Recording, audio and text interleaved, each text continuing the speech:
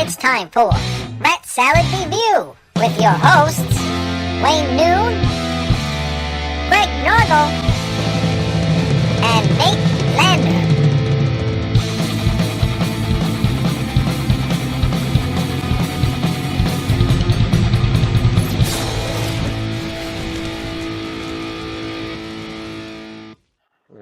All right. Well, welcome to Rat Salad Review. Today we have a few guests, as you can see. One gentleman has been on our show once before, last year, right, George? That's correct. Yeah, last year. Yeah, with your band Timeless Haunt. Timeless Haunt. And we have Greg, and then our guest is Matt Bacon. Hey. Welcome, Matt. Thank you for having me. Yeah, no problem. And what is the name of your company? You are an AR guy. I have like a digital marketing agency that does other things because I get excited. Oh, okay. My company is called Dropout Media. We're essentially a digital marketing agency for labels, booking agencies, and B2B companies in the music space. So some of the big ones are Blacklight Media, which is a Metal Blade subsidiary, Ripple Music, Prophecy Productions, Artifact Records, Indie Recordings is the new one, which is pretty cool. Plastic Head, which is like the big boy, and Your Mate Booking in Australia, which is fun. Oh, wow. Wow, so you're a little all over the place then. I mean, I have to know, like, I think at any time I figured out like 5 time zones. Oh, wow.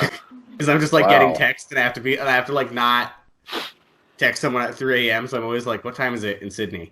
Oh, yeah, because they're like, 16 like hours. 12 hours. Yeah, exactly. So that's crazy. It's all right, well, yeah. Well, we're friends on Twitter, so a few weeks ago you posted you want to go get on some podcasts, and, I said, come on ours, and you obviously accepted to come on. And I figured it'd be cool for you to talk about, since you work with bands and stuff like that, too. Let's talk about what you do or what bands can do to subscribe to their Twitters and stuff like that. So I figured we'll talk about that. Sure. So I'm actually curious for George's thoughts because he just got one of our analysis papers. Yes, that's correct. I had him on the show. I'm curious for your like because I'm always curious about like what people are getting out of what I'm projecting. If that makes sense. So I'm curious what you got out of that. Like, where that took you. Initially, to be honest, I was overloaded because there was so much information in all aspects about how to take care of the band, how to promote the band, marketing, merchandise, recording, everything. It was like, whoo. I've been on the scene. I've been doing this 30 years now, and I've never seen something so in detail, too. And the other thing that impressed me, you're welcome. And the other thing I was impressed with is that it was very detail-oriented. You obviously took the time to check out and dig into our social media and our other stuff that's out there, and you listen to the songs and the production on the CD and whatnot. So I was also impressed with that as well. It's like this isn't somebody just feeding me a line, just trying to time in. It's actually somebody who made the time, took the effort, and really, paid attention to this stuff to offer me an objective, analysis of stuff. So I was very impressed with that, and I really appreciate you saying that. Yeah. I mean, I think the thing is, it's so many people in music kind of think, and in business in general, kind of think you can like be everything to everyone. Mm-hmm. And like that doesn't really work. And furthermore, not only does it not really work, but you have to like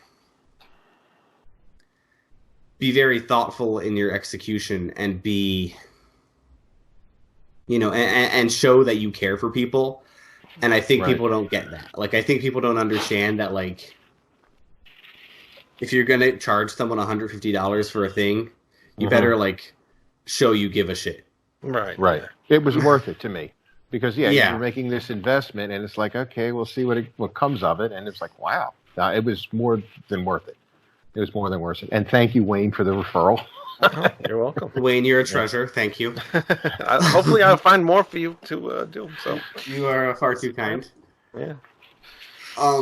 But yeah, I don't know. So like, and so this isn't what George is talking about is an important part of what I do, which is kind of like, I really like being like one of the only guys who will like help out someone like George and then turn around and like, I was putting together like a Monomarth ads for these shirts we're selling with Plastic Head earlier today. No, You know, and I think it's important to have someone who like does both and who like Yeah. actually cares about both. You know what I mean? Yeah. If I can add to that as well, the initial investment in the analysis and what the return on that was makes me see the legitimacy of what you do, makes me want to work with you because it's like, wow, this guy really, put some effort into this and he obviously knows what he's talking about. So that first impression was very good from that in and of itself. So I just wanted to let you know about that as well. I appreciate that. Absolutely. And I think I emailed you. Yeah, you did. And that, just if there's one takeaway from this podcast, video cast thing where I'm very shadowy, it's kind of that like email response time is like probably the most important thing. Right. Yeah. Like, I think far and away, like, I think a lot of bands don't understand that, like, if you can reply to emails in under 3 hours, you're just going to get more people working with you by virtue of, it's just easier. Right. You know what I mean? Yeah, Like, accessibility as well. Yeah, like, I just don't want to have to wait because I have 80 other things. So if you're going to, like, lock in, How many CDs do you own, Wayne? Probably about 4,000 by now, yeah. Between CDs and records. Yeah. Wayne, you could have a contest, guess the number of CDs on the wall, and get a Rat Salad T-shirt or something. That's a good idea. Thank you. There you go. I'm gonna You're take welcome. that. You need to count them first. Yeah, though. that's what I was going to say. I will. That's the real thing, is like, Make sure it's just come up accurate. with a number and be like, there's probably 4,000. Yeah. 4,356. That'll be the number. It's for the intern that you're going to hire, Wayne, to Yes, count that's those right. CDs. Yes, that is true. The intern. But yeah, like you were saying, Matt, with the people replying back to you within like a reasonable amount of time, that's happened to me like when we find interviews and the guy that sets them up, he'll write me back, so-and-so's ready for an interview, pick a date or whatever, so I'll throw a date to him and, time, and then he won't get back to me until like the day before an interview, and I'm like, I need to know because I'm trying to schedule other things around that day, And then, one guy, I actually got into an argument with him, and to him, I told him that's very unprofessional to wait that long to have somebody, set up an interview. Yeah, no, and it's ridiculous, and you're just sitting there like Waiting. I was trying to help you, bro. Right. Like, yeah, no, it's startling the extent to which people like, I don't know, like I've never like worked like in the world. I've only It sucks. It sucks. I can imagine.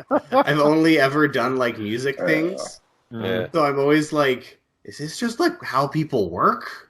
Like, is this just what it's like? I don't know. Yeah. That's really scary. I don't want government agencies to be run the same way music They is probably run. are. Yeah, Jesus. What's the worst thing you've Wow. run into so far? The worst thing I've I'm run sorry. into. How about like the worst thing I've run into today? Okay. Besides the show.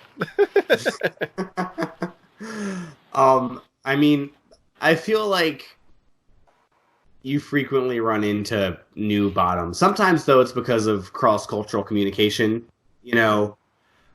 where someone from Norway might have different expectations from someone from Spain, from someone from the East Coast, Yeah.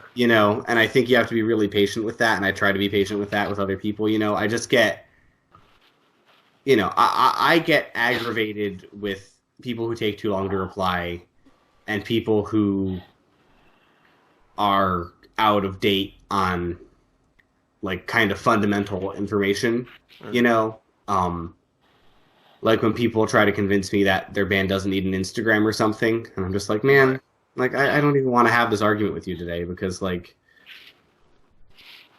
it's just not, you know what I mean? And I think a lot of people just want to like get into arguments and not meaningfully grow, which is unfortunate. But I'm just trying to like, I don't know, like if I wanted to make money, I'd go work in finance. Like I want to put out death metal records and go to festivals in Norway. Like, That sounds good. That's the line. Let's go. Let's go, guys. yeah, like it's a much better. definitely.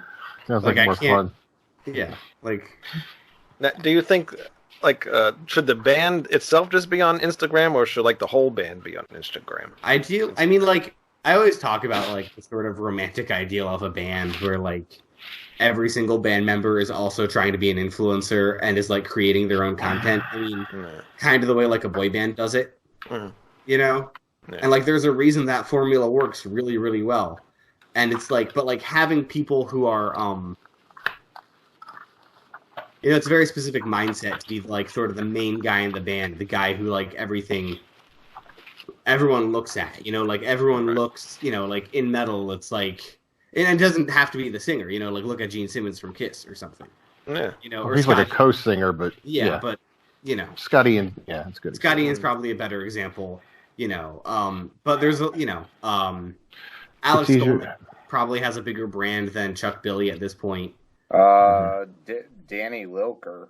I mean, pretty much any band he's in, even though he's the bass player, he's the name. Exactly.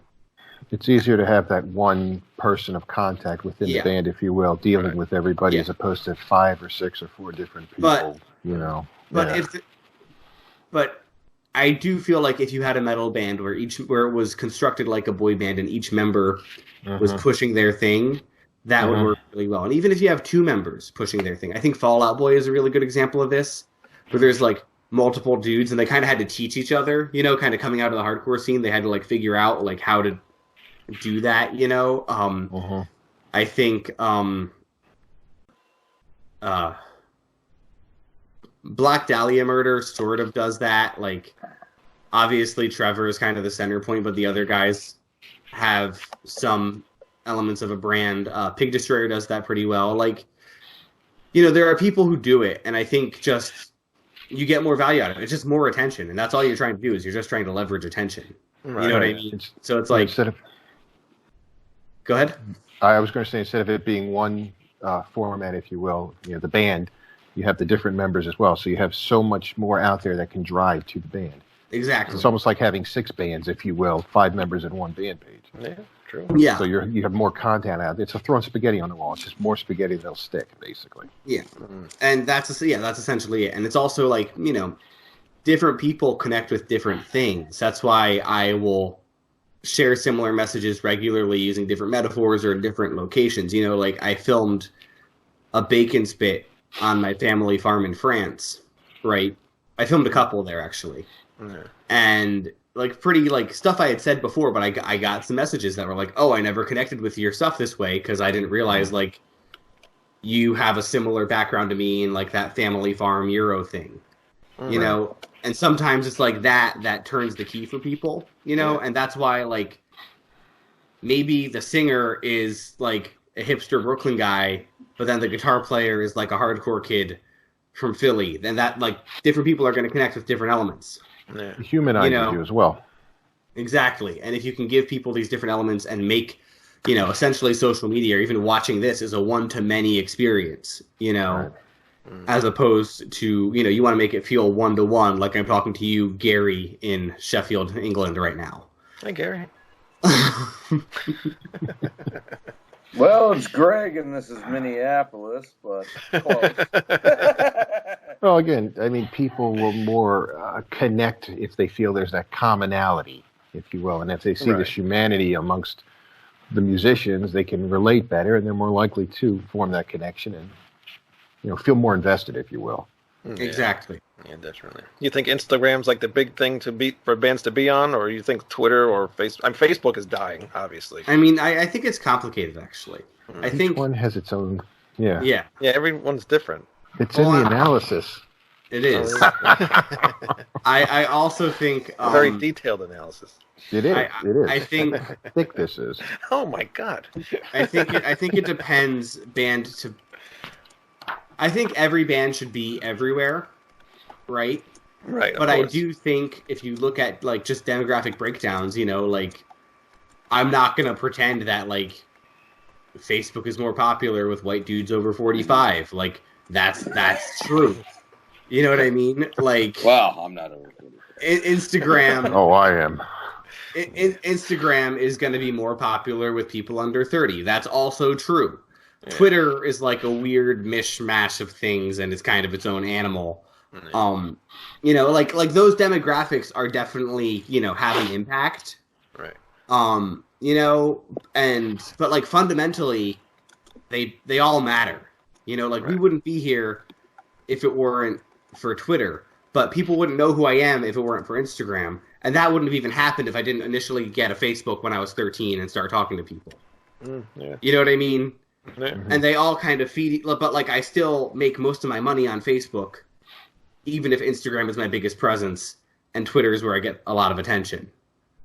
You know what I mean? Like, each one has its own thing, right? And each one is important because they're like pieces of a puzzle. And you know, I know for a fact I wouldn't, you know, make as much some money of the parts if that's one measure of success if it weren't for each. Exactly, some of the parts. You know, like you need them all if you want to kind of win. And Facebook, too, is interesting because I think that your personal profile and your band profile are two separate animals, both of which you need to kind of handle. Right. You know what I mean?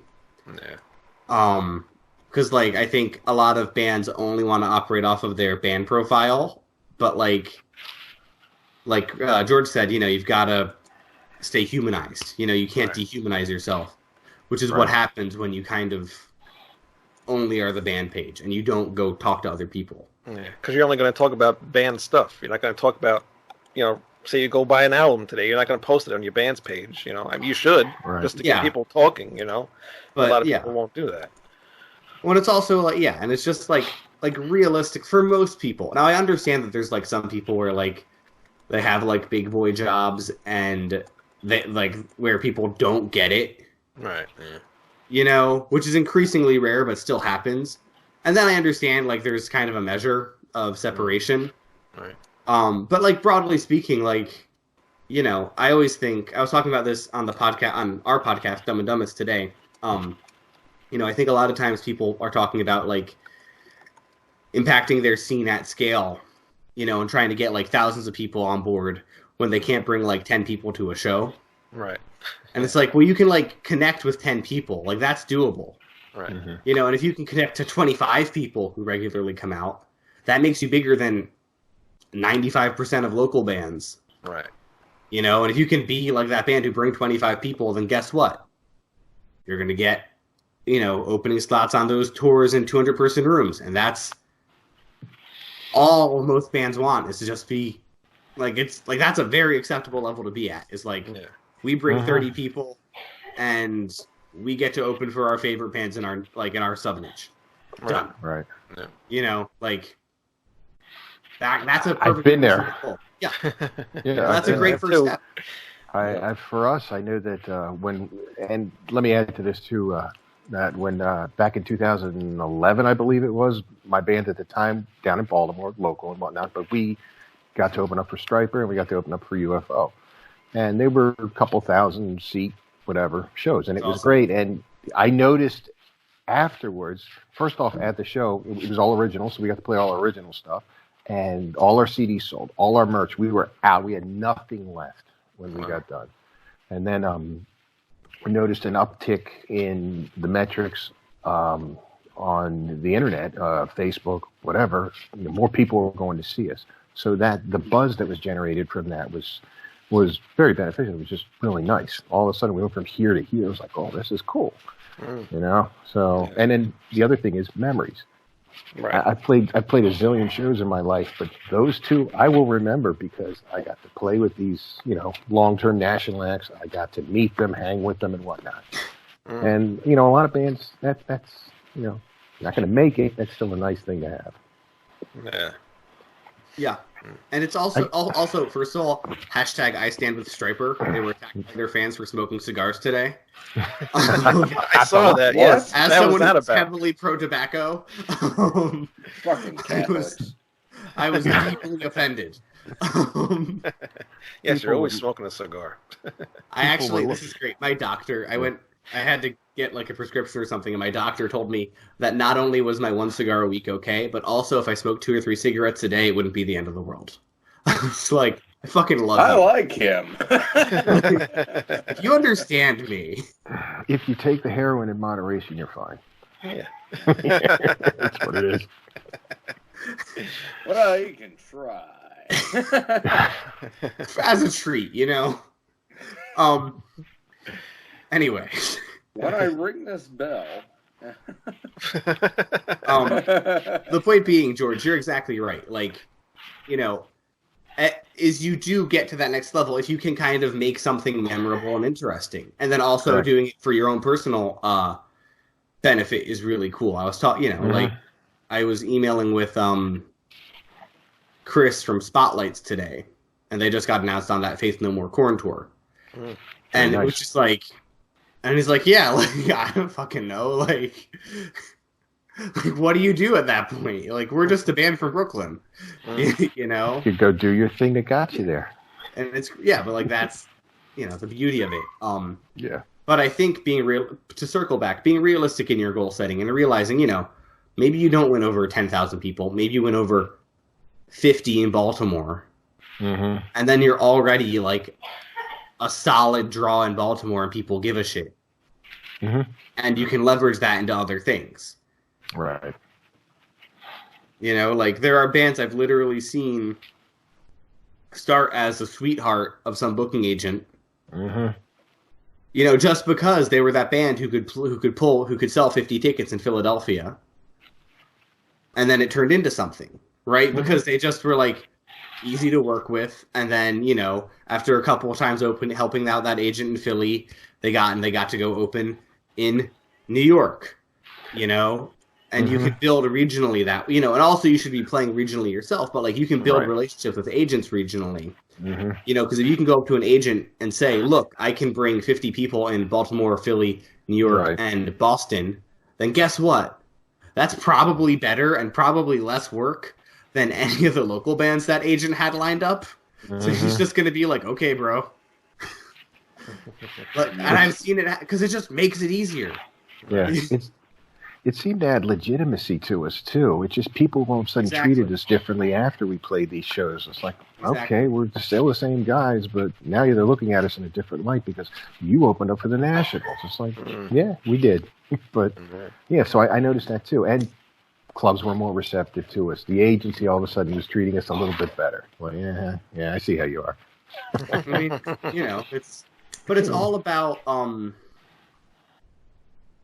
It's all about proving merit, like in, to get super biblical. I've read the Bible like 10 times, like nobody knows this. But, why? I just think it's interesting. Yeah. But in the book of Matthew, there's that story, where the parable concludes with like, he who can be trusted with little can be trusted with much. And that's like a good chunk of what the music industry is, right? It's like, well, if you didn't fuck up opening in a 200 cap room, you're probably not going to fuck up opening in a 500 cap room. And if you didn't fuck that up, you probably won't fuck up opening in the 3. You know what I mean? Like, that makes sense. It's incremental steps. Yeah. But it's funny because so much of it is just what will aggravate me the least. And but I know that sounds dickish, but like, I just know that working with this person will be less annoying than working with this guy who I don't know. So guess what? Yeah. I don't need a headache about Missoula today. It's true. It's all about relationships. No, but it's really that simple. It's really like, I don't want to have to deal with a clusterfuck in Missoula today, so I'm going to go with what I know. Yeah, of course.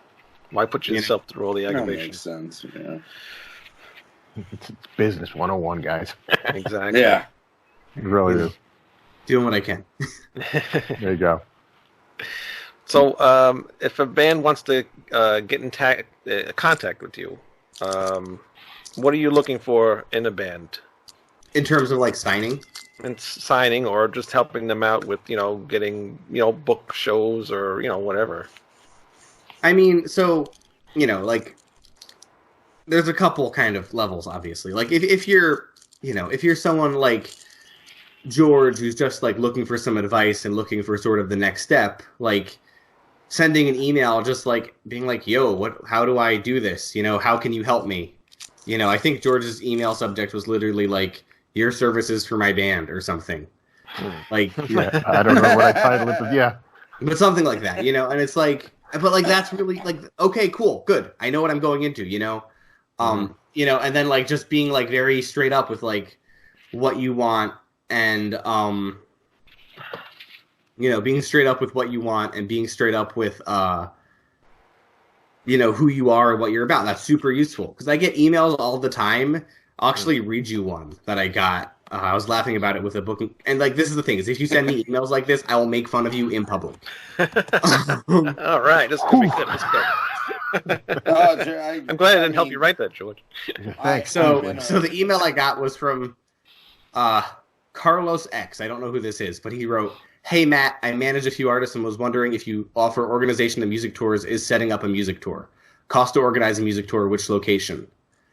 Like, that doesn't tell me anything. That doesn't tell me where you're coming from, who It's a you little are. fragmented. Yeah, and then I asked him all these things, and he replies, "I'm trying to find agency like yours or view Maniac that organizes music tours for payment." And I understand that English isn't his first language, and I'm not mad about that, you know? But it's more like, use your fucking head. You know what I mean? Like You tell need me to what know you where want. they are, And it's, yeah. And it's exactly the same thing when I'm trying to sign a band, right? Like, so many bands will be like, "Hey, can you, like, sign me to Ripple or sign me to Blacklight?" And I'll be like, "Okay, what have you done?" Yeah.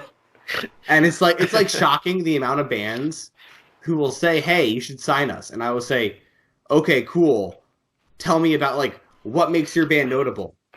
And then they can't say, "Oh, hey, buddy." Oh, that'll get us a lot of views now. Thanks, George.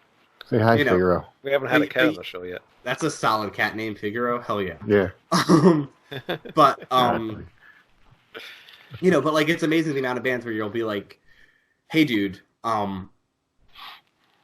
you know, like, can you sign us?" And I ask them, "What makes you special?" And they don't know what makes them special. And it's like, if I you don't know what play. makes you special, yeah. If you don't know why I should care, I don't know why I should care.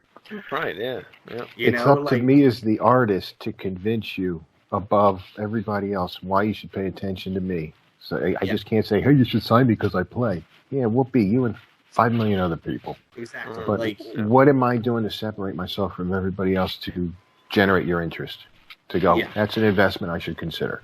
well, yeah, because I'm playing with other people's money, right? Right. Is like, Yeah. and if I fuck up with their money, they fire me. So, you know, it's venture capital. So, like, you either, you know, do the thing or you don't. And, you know, if you are trying to get signed, I think it's really important to look at what the other artists, that person or that label works with and what they look like, right? So, like, if you're just starting out as a stoner rock band, you know, and haven't put out a record yet and haven't done any tours or anything, it probably doesn't make sense for you to sign to Ripple, because if you look what Ripple does, like, our last signings are like either kind of big dogs like Wino, or they're like bands who are like really, you know, Horseburner or Howling Giant, where they're like on the road pushing, you know. So you might not be at that level, and that's fine, but that's just how it is. You know what I mean? Right. And I think that I think that people, you know, Would you sign the cat? Oh. so this is not a joke. When I got my cat, Mm-hmm.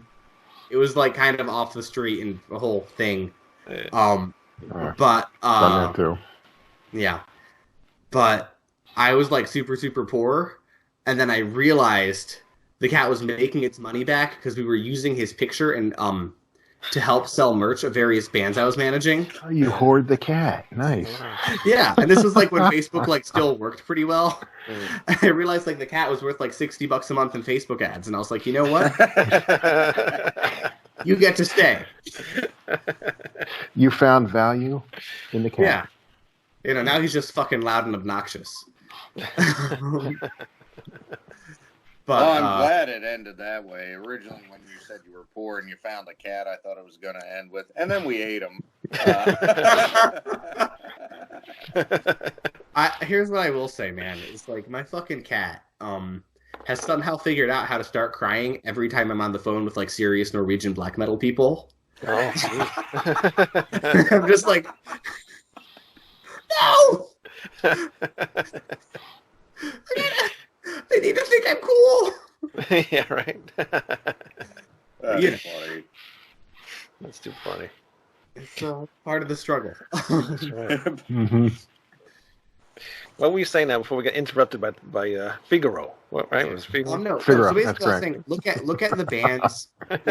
Always be clear in your message. And always try to do your research on the other person. Right. Because that's also really shitty. It's like when you get hit up and they're just like, "Oh, so you're like a guy who knows people," and it's like, sure, I'm not gonna help you unless you tell me. Yeah, you gotta make it more personal. Yeah, exactly. Yeah. And it's like we talked, circling way back with the analysis paper. We're not carpet bombing those. Yeah. Me and the team that do those are spending time on it. Right. You know what I mean? Like, it's like, okay, like, fucking look and point these things out. Even if it's based on a similar framework, that's fine. But it's the same as sending, like, emails booking your band somewhere. Like, it's amazing. When I started to see what emails people were sending to get their bands booked, I was like, how does your band play any shows?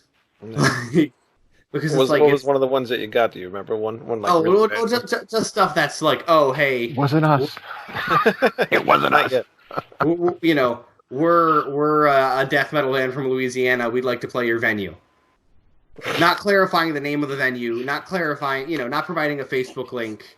Yeah. It's like, just give people information and make it very clear and repeat multiple times what you want. Right? Because today I have received 200 emails probably, and 180 of them were from people more important than you. So, not you guys, but like you, the random... Speaking in general terms, I got it. But it's true. I worry. Okay, but this is the point, right? Is like, so it's like, if I'm gonna read your email, make sure that I have a reason to read your goddamn email. Right, yeah. Yep. You know what I mean? And don't drag me around on a, it's like people's time is super limited. And I fuck this up all the time too, Mm-hmm. And like it's okay. Like, you just have to try to be better, but this is just what it is minimizing these fuck ups. And if I could add to that, from the band perspective, reaching out to you, it's sort of the same thing. I'm very limited with my time as to how much I can invest doing band stuff. As much as I'd love to do it 24/7, I got bills to pay and got to go to work and stuff like that. Exactly. So if I'm going to reach out to you after I have researched you as well to see if it's something legitimate and if it's something that could potentially work together, because if we're doing the Timeless Horn stuff, I'm not going to reach out to somebody who promotes jazz, for example. I want to, make sure that I reach out to you professionally. So you're not going, you're talking about these other situations where you've gotten from people going, oh, what's this idiot want?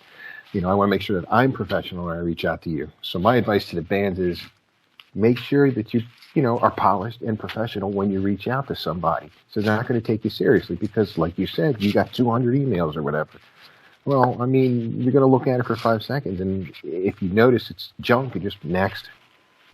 So, it's up to us as well to make sure we do on our end. If we want to get somewhere, we need to show people again that we're worth working with, that we're professional, that we have something.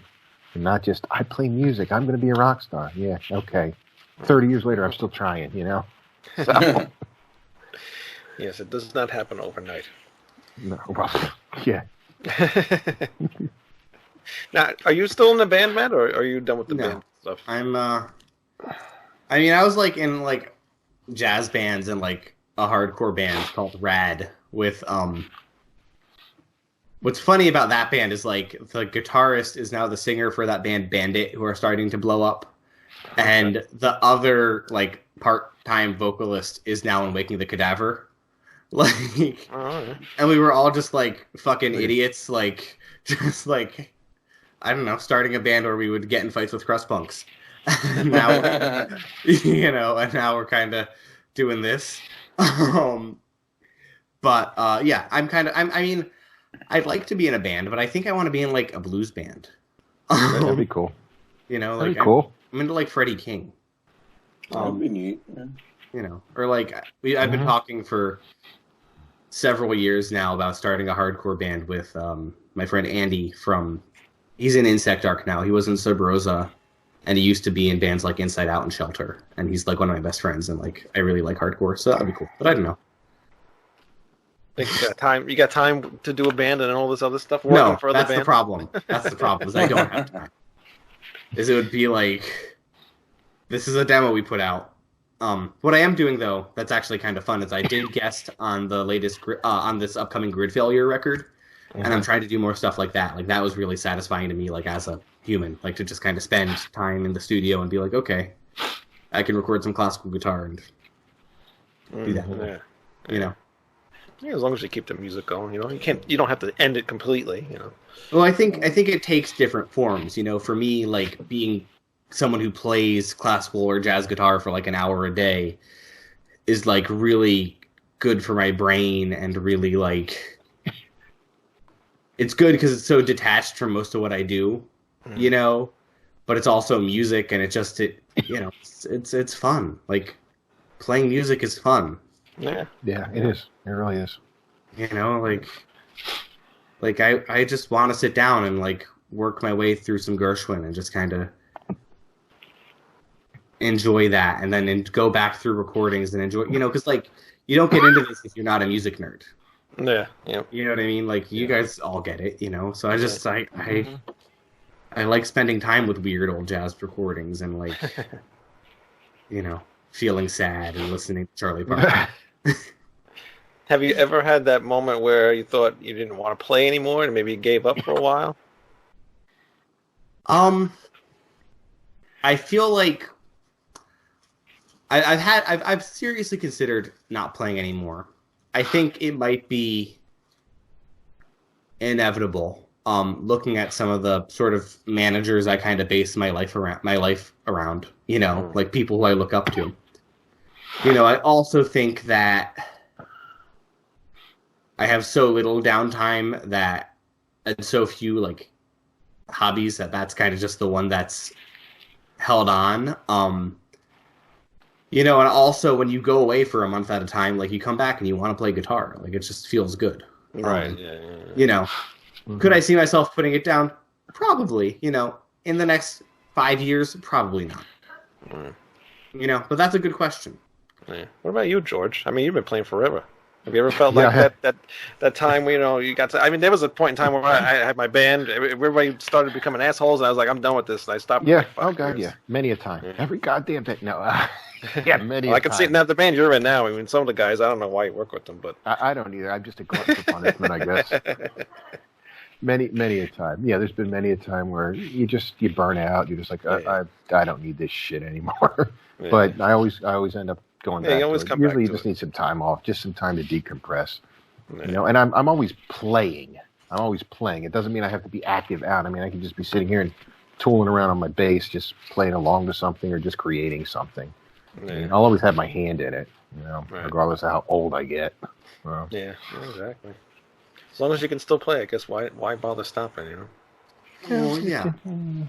It's just you know, there's something fundamentally, you know, rewarding about music in a way that's like weird and magical, but like, you know, I shouldn't be as stoked about the things I get stoked about. You know what I mean? Yeah. And yet here I am like, oh my god, fucking this dumb weird black metal project that me and like 8 other people care about is going to play Beyond the Gates, and I'm going to be there. It's going to be so cool. Yeah. You know, and like, I know the 8 other people who care about this project, and we're all going to be in that room. Yeah. And it's like, why can't I be interested in finance? Yeah, I know, right? Something that makes money, but hey, you know, you like what you like, you know? Exactly. You know, this and Jimmy Buffett. True. Jimmy Buffett. All right, you're off the show. Hey, Margaritaville is the song that's made the most money ever. Yo, you get it. Thank you. Yeah. That's how I got into it. There you go. Not just from the song, but from the marketing that's come from it. 100%. Oh, yeah. No, that's how I got into Jimmy Buffett. Was when I was in high school, I just kind of asked the philosophical question, what is the most profitable song of all time? Margaritaville. Yeah. Yeah. Jimmy Buffett is like the world's 6th most valuable musician. Jimmy Buffett has more money than Kanye West. Like, fucking think about that. And he has one song. He's richer than He's got Kanye two. West. Okay, He's got several, but yeah, I get your point. Like, Because that one one song, wonder. look what that one song did. Well, I mean, Wild Cherry would play that funky music is the classic one-hit wonder. Nobody can name any other Wild Cherry song, but everybody knows that song. That's true. You know, Buffett's had a few hits, but yeah, Margaritaville's the big one. also, like the Trogs, I feel like they're a good hit wonder. I really like the Trogs. Yeah, sure. Everyone listening to this should go listen to the Trogs. Check the show notes. That's right. It just takes one song. It just takes one song. Which is crazy to think about. Like one of my favorite artists I'm working with right now is a band called Actors on Artifact Records, and the main dude in that band is like 46, and He's his a band youngin'. exactly.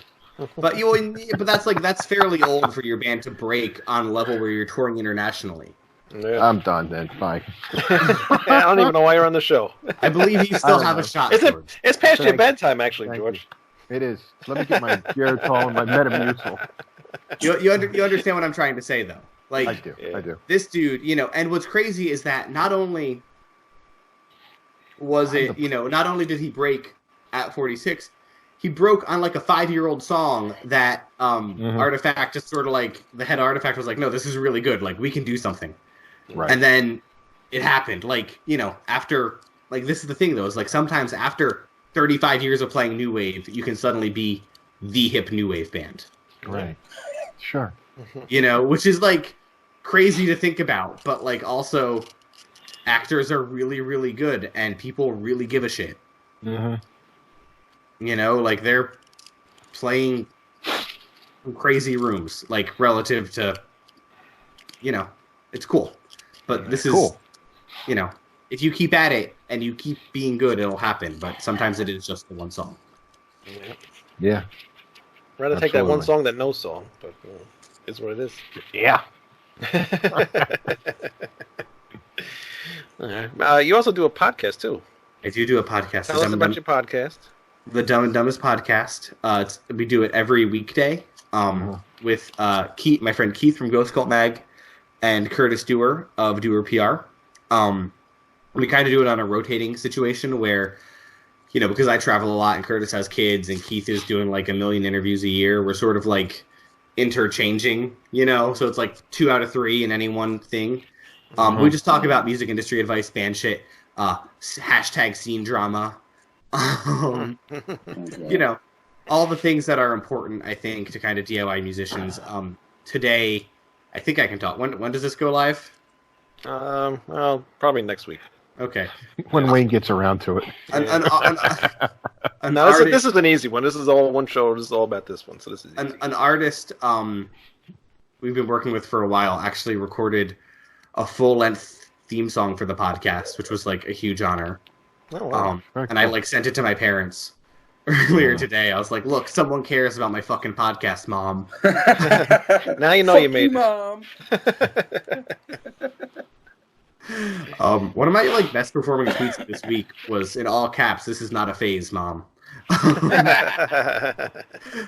But no, but the point being, so we talk about music industry stuff. We get, we have a lot of guests, ranging from people like Blasco, who's the bassist for Ozzy and Manda's Black Veil Brides, to like, just people in the scene we think are cool. We had our friend Tucker from Throne of Iron came on the other day. So, you can check it at Spotify, Apple Music, anywhere podcasts are heard, Dumb and Dumbest. We also, I think you can hear us on Alexa, but it's complicated. Yeah. I gotta figure that out. I want to get us on there too. Where'd that name come from, Dumb and Dumbest? It came from Curtis and I deciding we needed a podcast, deciding that we were going to record the first episode within an hour, and then having to come up with a name in that hour. So it just stuck. Well, that's just like what you got to do, right? Is you just got to like jump off the mountain.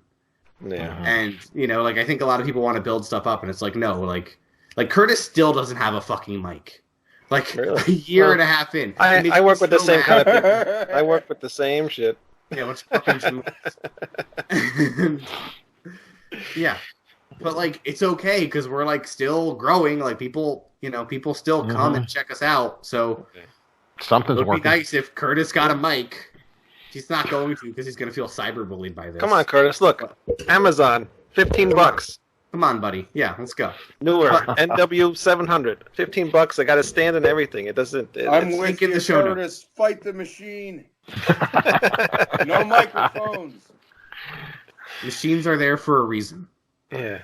All right. What's the biggest advice you can give a band right now that would help them immensely? A band starting out. Go learn everything you can about the Melvins and do that. No, but seriously, I think that there's, I think the best way to grow your band is to look at bands you admire and then just take all those steps. Yeah. That's all I do. Is I just built a model out of looking at bands that I admired, that I thought had their shit together, and then taking those steps. Like so much of what I do is just like stuff I saw the Black Dahlia Murder do. And I'm friends with Trevor, and I'm friends with Ryan Williams, who was the kind of classic era guitarist, if you can call it that. And we talk about these things. And we, and I use stuff like that. It's just like observe around you, look at the scene at large, ask questions. People are happy to answer your questions.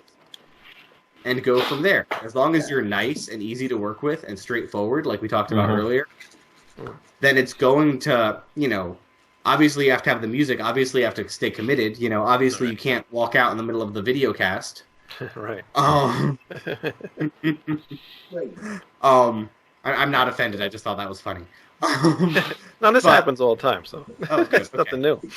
But like if you're cool and if you're, looking around you and responsive, then it's going to move a lot more quickly. But if you don't, observe what's going on, and don't try to like figure out rules from that, you're not going to win. Like the reason like I was able to like run a record label, like a DIY label when I was like 16, 17, which like, let's appreciate I started a record label when I was 17 with a guy I met in the Norwegian black metal store where they planned all the church burnings. Like that's what high school Matt looked like. Oh my! Like, I might not want to tell too many people about that. Like I think about that and I'm like, Jesus Christ! Like what the fuck were my parents thinking? But the point being, look where you are now. It worked out. But the point being, like on a the reason I was able to do that was Yeah. I was writing a review of an unsigned band every day in high school. Right. And it meant I was looking at more bands than anyone else. And because I was looking at more bands than anyone else, it meant I could go and be like, okay, this band is doing these things right. This band is doing these things wrong. Just because I was looking at 365 bands a year, just because I was writing about them. Right. So I consumed a lot of marketing, on a much more dedicated scale because I was trying to write a review and write something intelligent. And I was 15 and had a bunch of free time. But that turned into, being able to do this because I just was observing. There was no, like, obviously I later on, like, read books and articles and, like, learned how to, like, write a royalty check. But, like, most of it was just watching. Right. And if you just watch, you're going to grow. But you have to watch and you have to engage with your community because if you don't do that, you're fucked. Exactly. Biggest don't. Biggest don't. Geez, there's a lot. Don't send me emails one? That There's gotta be one. Okay. Don't send me obnoxious emails that aren't clear in their intent.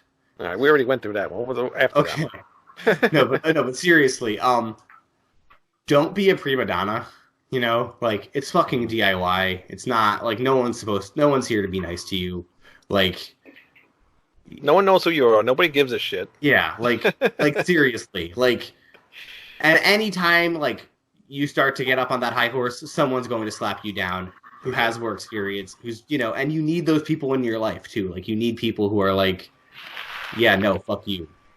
You know, and I think if you don't do that, if you don't embrace that, you're shooting yourself in the foot. You know what I mean? So like, just accept it. Like, fucking load in your own gear. Don't sit in the backstage. You know, go out and meet people. Like, be a fucking human. You know, you're not too cool to go to DIY shows. You're not too cool to engage. You've got to do the thing. Yeah, exactly. Got to pay your dues. Exactly. Yes, you do. What? Oh, that reminds me. What do you think of pay to play? Should bands do that? Okay. Oh boy. So mixed opinions. I basically think it's reasonable to an extent. I think, for instance, on the Exhorter tour, for the New Orleans homecoming show, we had the band sell 50 tickets. However, in my eyes, if you can't sell 50 tickets for Exhorter in New Orleans the first time they played there in 10 years, you probably shouldn't be opening. Right. Yeah. You know what I mean? Like, it's so like stuff like that makes sense to me. Where it's like, you know, because the reason pay to play emerges is because promoters are sick of bands who don't have skin in the game, right? Which is fine, honestly, because like I've been a promoter. I've been you know, fucked by bands who said, "Oh yeah, bro, we'll totally bring 15 people and post about it a lot on social, and post about it one time on social and bring their girlfriends who come in on the guest list." Right? So like I get why a promoter would be like, "No, fuck you. If you're going to bring 15 people, cool. Pay me $100 and you'll get paid $50." Right. I get that, you know? I do think it's dangerous, and I do think it's gotten very predatory, because I think there's a lot of people who are like, "Oh, well, someone will, you know, if someone will just pay $100 to play and then just not pay anyone," you know? And I think it's got, especially like in cities, it's very predatory, because you have like, because there's no one's building a scene, you know? Like, you'll just play to your friends, and then all your friends leave, and then the next band plays, you know, there's no value there. Right, yeah. You know, but like if you're doing pay to play on like the relevant thing where you're not playing at 4:30 on a Tuesday, but maybe you're playing at 8 o'clock on a Thursday, you know, first of 4 for whoever, like, then there's probably at least for somewhat of a known band, you know. Yeah, exactly. Like, there's some value there, especially if it's like. But again, like, and if they're letting you sell tickets, then those tickets should have value. Your band should be worth paying. You know, that bill should be worth paying $15 to see. There's definitely promoters, though, and there's definitely bands who rely on having 4 pay-to-play bands on every show. Right. You know, because they can't bring people, but they get, you know, but they're hooked up with the agent, and the agent is going to make, you know what I mean? Like, which is what it is. You just have to be discerning. You know, I'm not encouraging people to do it, but I am saying it's not 100% evil all the time, but it is mostly bad, because most of the time it's people being taken advantage of. Right. Yeah. Yep. I'm shocked Exhorter had that low of a draw in New Orleans. Oh, no, we had more than... No, there was like 1,000 people at that. What I'm saying is the opener had to sell 50. Oh, I got you. Yeah, maybe if you didn't get up away from the screen, you would have paid attention. What's that? You know, I said maybe if you didn't fucking get up from the screen, you would have paid attention. Well, so I could have let the dog eat the fucking Reese's cup and die, but I'm trying to be a nice guy. You know? That dog's a pain in the ass. George, do you have anything?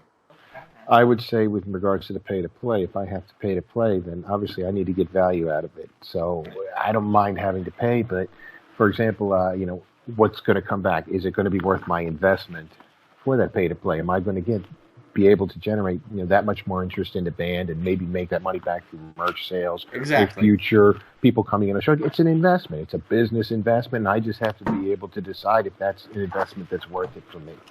I don't mind, you know, a pay to play if I know I'm going to get something out of it. You know, it doesn't have to be money directly. You know, Yeah, you gotta make sure it's going to work in the long run for you. well, ideally, yeah. Exactly. Yeah, but this is the point, is that you know, yeah, you said it very well, George. Like, it has to be an investment that makes sense. Yeah. And most of the time it isn't, because most of the time it's predatory. Right. Exactly. Yeah, who else is on the bill? You know, are these people going to be interested in what I'm doing? Or these fans I can convert. Yeah. And if it's like, and if you haven't heard of the headlining band, other Right. people probably haven't either. Mm-hmm. Mm-hmm. Yeah. All right. Awesome. Well, anything else, George, you want to ask? No, I'm good. No? I've got Matt's email, and he and I are talking. So. All right. Very cool. Awesome. Well, I'm glad I got to set you guys up. So. Absolutely. Thank you very much. Thank you for that. Thank you so much for having me. Excellent. Please, listeners, follow me on Instagram and Twitter Yes, at what is your- MattBacon66 at MattBacon666. Dropout Media on Facebook. Don't fuck up. What's your site for the Drop Media thing? Dropoutmedia.net. Dropoutmedia.net. Remember that. Write down. I will put it across the screen here so people do not forget. Flashing And I'll put it in the gold show. letters. I will. I'll do gold letters. You want gold? What color you want? I want flashing gold letters, hinting that you might be the millionth visitor. All right. Ooh. I will do that. You Flashing got it. gold. Anything for And then you. should we offer them a fabulous prize, like A car or t-shirt? something. Wow, damn! What a Right for the timeless throat. haunt CD, huh? Yeah, we can- the Timeless Haunt Ooh, CD. shameless plug. Timeless Haunt CD and a car. That's right. And when can we get those Timeless One CDs, George? You can get them through our website and through Storm Spell Records. Oh, very good. What is your website? Timelesshaunt.com. All right. Well, we don't Get talk this thing about up Storm there. Spell on the show anymore, so Oh, my just buy apologies. directly from Timeless Haunt. You can reach out through us, and we can certainly send them to you as well. And we'll be back in the studio in late April to record our second CD. Awesome. Can't wait. Yeah, 'Cause that first yet was really good. unnamed CD. Well, thank you for that. Yeah, No problem. Thank you so much for having me. I really, really, No really problem, appreciate man. I'm glad you Thanks for came coming on. Matt. All right. Really And appreciate hopefully we it. get to do this another good time. talking it. to you. Absolutely. You guys Nice take to care. meet Thank you you finally, so much. sorta. Yes. Thank you, George. I really appreciate getting the chance to work with you. Yeah, I'm looking forward to it, Matt. I really am. You guys take care, okay? All right. You Thank too. Thanks, Matt. Party. All right. Ciao. Matt, take care. All right. Figurus is by. Bye, Figaro. Where is he? And you guys can Very go good. check out ratsoundreview.com. Please go buy a T-shirt. We have a T-shirt. George I did. just bought a T-shirt. I just did. I'm waiting for it to T-shirt. arrive. T-shirt. Thank I you. will send you a picture when I have it. Which one did you buy, by the way? The vintage-looking black distressed thing. All right, good.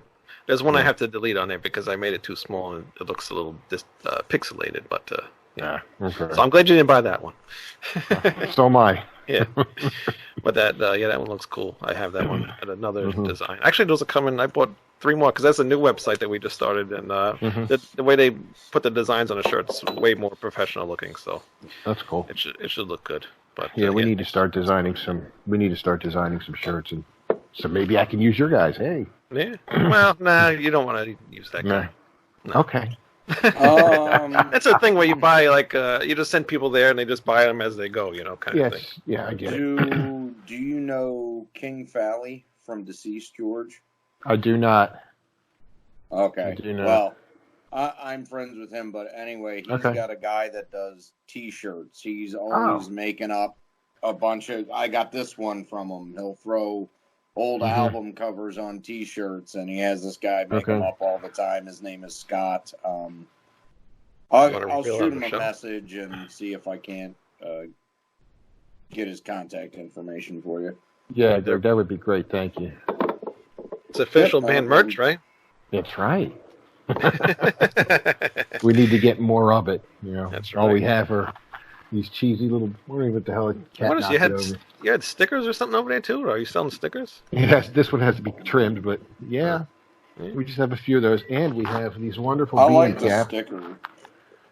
Looks like We have these wonderful beanie caps. Oh yeah, that's Oh, right. look at that with the logo. Whoa! The logo is really cool. That'll look good. You like on that? some stuff, yeah. Thank you. Yeah, I think so. Yeah. Reminds me a lot of something Tom Warrior would do, actually. I really Mhm. like that design. Very, And back to the bumper sticker. Sticker. Timeless on. Ooh, needs to be trimmed, but turned out well. Yeah, We had it's a cool. few of them. Nice. Yeah. looks good.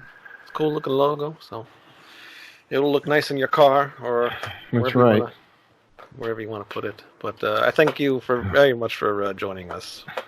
Gentlemen, thank you for having me again. I Yep, truly thanks for coming appreciate on it. again, George. Yeah, Yeah. I'll be talking to you And, guys soon, huh? Yeah, of course. Well, I talk to you almost every day, so. Yeah, pretty much, yeah. We got this thing going now. Yeah, I know, right? Telling you. Yeah, but everybody, please go check out Timeless On and go buy that EP. It's very good. You will enjoy it. And if you want, go check out our interview. Well, you might not want to watch that interview. That was a pretty strange interview. It was a little disjointed. It was a little... we should definitely do another one. We should do another one. And maybe when the second CD comes out or is ready to come out, that'd be cool. Yeah, definitely. Yeah, definitely. Cool. It'll be a little bit better. There's no more there you sounds. Go. That's it. Yeah. And I don't drink. I just smoke a lot of weed. That's right. So occasionally I might say a word wrong, but do your thing, man. Do your thing. All right. Again, thank you. Check out ratsaladreview.com. Check out our YouTube. Please subscribe to everything. Podbean, iTunes, Spotify, Stitcher. I said YouTube already? Yeah, I YouTube. think so. Oh, and BitChute. And go check out all our other shows. Wait, bitch? Shoot. Bit. Well, is it spelled like that? Yeah, it might be spelled like BitChute. Yeah. And go check out our other shows. We got political shows. We got conspiracy shows. We got wrestling shows. We have more music shows. I'm just imagining somebody shooting a bunch of prostitutes with a BB gun. Bitch shoot, Sounds like a carnival game. Like. Bitch shoot. It's in the hood. What do you want? You know. Good night, everybody. Good night, all. Take care. Good night. All right.